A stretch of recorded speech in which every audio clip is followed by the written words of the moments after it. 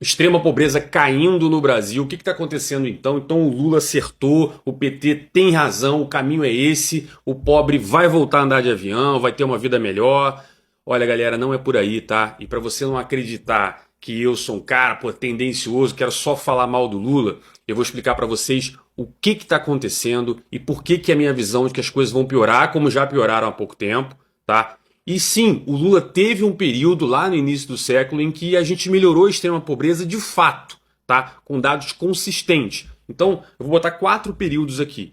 De 2000 a 2014, 2015 a 2018, 2019 até 2022 e agora, depois de 2022, como a gente vai ser daqui para frente, beleza? Então vamos lá. A primeira coisa é você entender o indicador, tá? O que é o índice da extrema pobreza, que tá todo mundo falando por aí.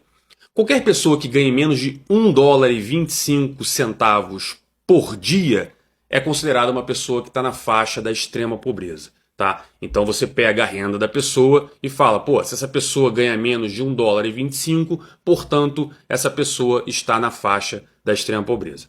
Aqui já vi um negócio importante de você entender, tá? Que você talvez não tenha pego o que eu disse. US$ 1,25 americano. De novo, US$ 1,25 americano. Ou seja, você pega o valor do dólar e multiplica por isso para você saber. Quem ganha menos do que isso multiplicado por 30, né, porque é por dia, você está dizendo que essa pessoa está na extrema pobreza.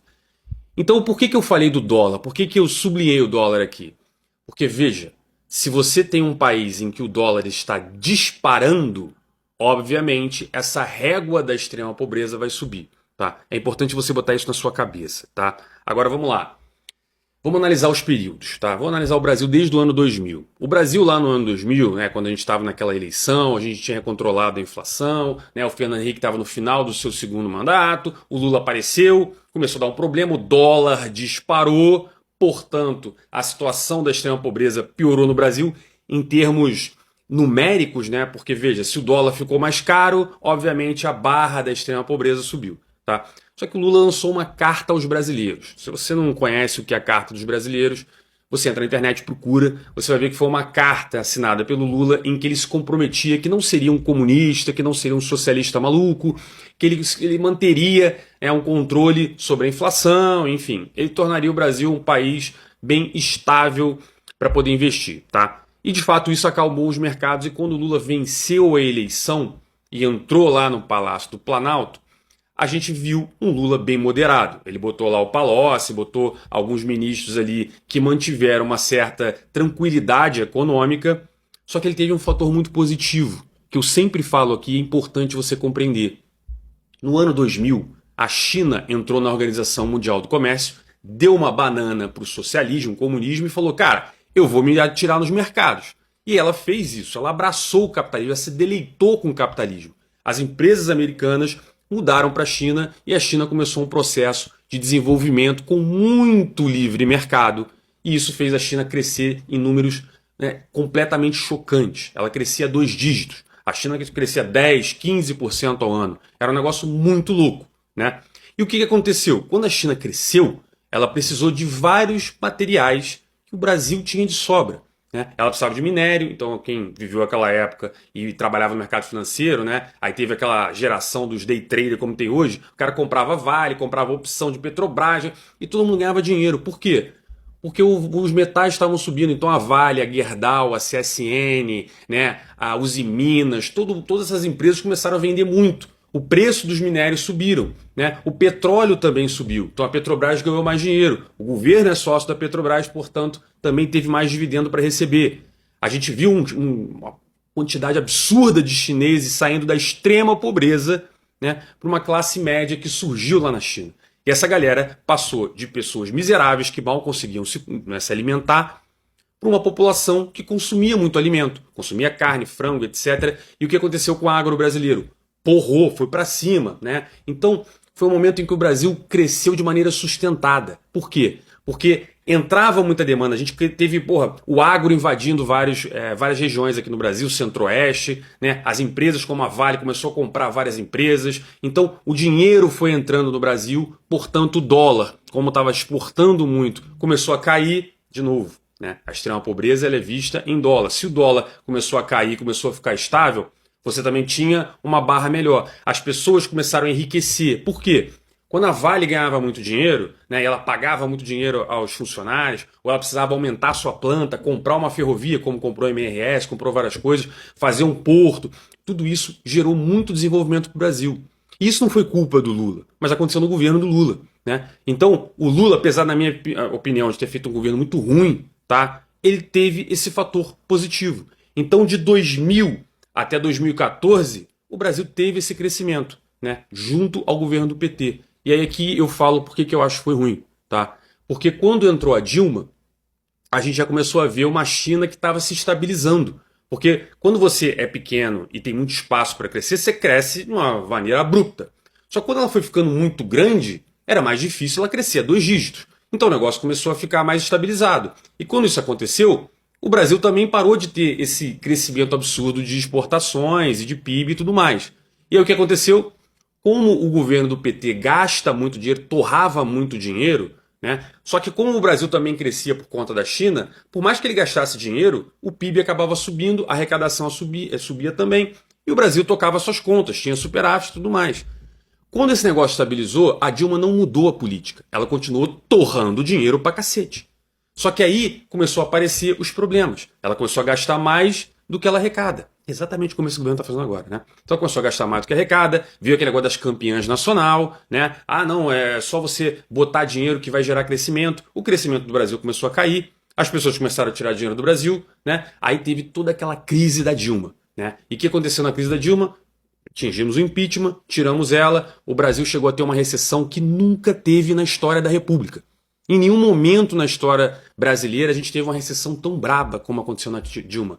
Mas ela só foi ao final do ciclo do PT. Né? Então, a partir de 2014, quando a Dilma destruiu o Brasil, né, que ela se reelege e tal, aí ela aumenta os preços, não sei o que, a inflação dispara. Quando a inflação dispara, o dólar passa a subir. Mas não é porque o dólar está mais caro. Não, é porque a moeda real vale menos agora. Então a gente viu uma crise muito foda. Olha, para vocês, vou botar em números aqui, porque quando você olha o gráfico, eu estou colocando o gráfico na tela aqui, a gente tinha lá no ano 2000 12% das pessoas na linha da pobreza. No final, né, até 2014, a gente caiu para 4% com esse crescimento todo que a China nos deu de presente. Quando a Dilma fez o que fez, subiu para 6,8%. Subiu quase 60%. Né? E aí o que acontece? Ela saiu, foi empichada, entrou o Michel Temer, começou aquela ponte para o futuro, começou a vender empresa, privatizar, controlar as despesas, passou a reforma trabalhista, aí veio o Bolsonaro, passou a reforma da Previdência, o Brasil voltou a melhorar seus números, aí veio a crise sanitária. Aí, meu irmão, o mundo inteiro se deu mal. Né? O Brasil não foi diferente. Então, o período de 20 até 22 foi o que a gente viu. Tudo fechado, fica em casa, não sei o quê, né? A extrema pobreza ficou muito complicada, subiu de novo. E agora, o que está acontecendo?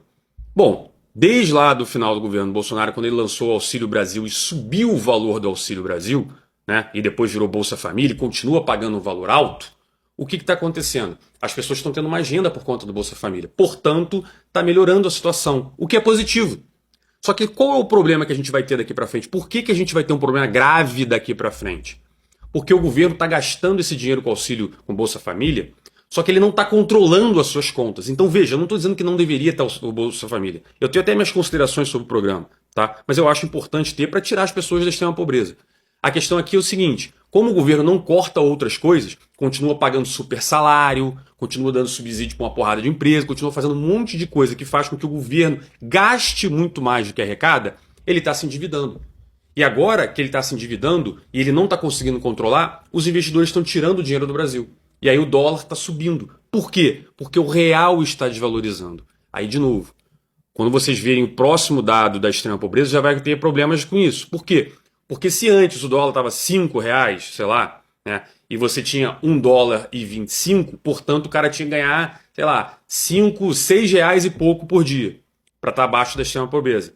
Agora, com o dólar a 6, né, o negócio já sobe, 20%.